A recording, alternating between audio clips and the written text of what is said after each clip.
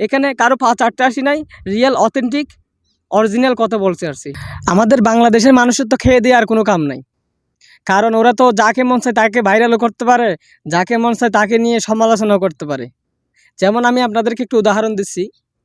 কিছুদিন আগে আপনারা কাফিকে নিয়ে সমালোচনা করছেন। কাফি, হ্যাঁ আমি মানছি কাফি খারাপ, কাফি এই মেলার মধ্যে মনে করেন যে বই বিক্রি করছে, উনি একটা দোকান খুলে এখানে বই বিক্রি করছে, মনে করেন যে মেয়েদের হাত ধরে ডলাডলি করছে, জড়াজড়ি করছে, হ্যাঁ মানছি। কিন্তু আপনারা যে ওরে নিয়ে সমালোচনা করছেন, লাভ হয়েছে কার? ওর। গত মাসে উনি ইনকাম করছে কত? ফেসবুক থেকে 38,80,280 টাকা। তো যাকে নিয়ে সমালোচনা করছেন ওর কিন্তু লাভ হয়েছে।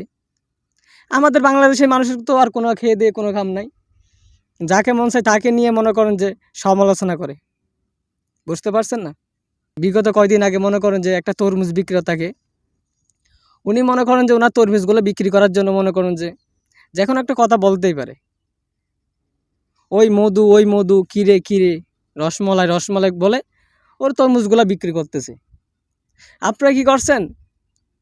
কিছু কিছু আমাদের বাংলাদেশে কিছু কিছু সাংবাদিক আছে, ওরে মনে করেন যে ভিডিও করে মনে করেন যে সোশ্যাল মিডিয়ার মধ্যে ছাইরা দিছি।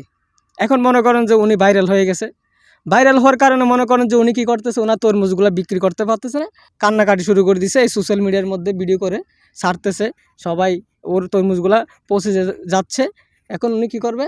ওনার ফ্যামিলি চালাইতে অনেক কষ্ট হয়ে যাবে, তাই উনি কান্নাকাটি শুরু করে দিছে। একজন দয়াবান ব্যক্তি যাইয়ে ওনার কী করছে, তরমুজগুলো নিয়ে আসছে, নিচে 50 কেজি অথবা 500 কেজি উনি ওনার ফেসবুক আইডিতে পোস্ট করছে 100 কেজি অথবা 1000 কেজি। এগুলো হচ্ছে আমাদের বাংলাদেশের মানুষের কাজ। ওরা চাইলে সবাইকে ভাইরালও করতে পারে, সবাইকে নিয়ে সমালোচনা করতে পারে। আপনারা যাকে নিয়ে সমালোচনা করেন তার লাভ হচ্ছে, আপনাদের কোনো লাভ হচ্ছে না। এটাই হচ্ছে আমাদের বাংলাদেশের মানুষের কাজ। আমাদের বাংলাদেশের মানুষ তো মনে করেন যে 24টা ঘন্টা অনলাইনের মধ্যে বসে থাকে, 24টা ঘন্টা অনলাইনের মধ্যে করে বসে থাকে।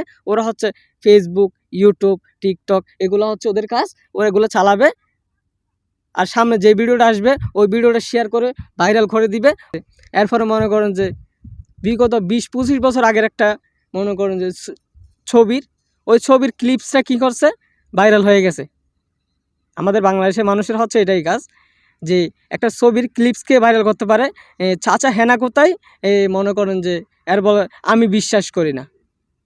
এই সমস্ত জিনিসগুলো আমাদের বাংলাদেশের মানুষই কী করে, ভাইরাল করে ফেলে।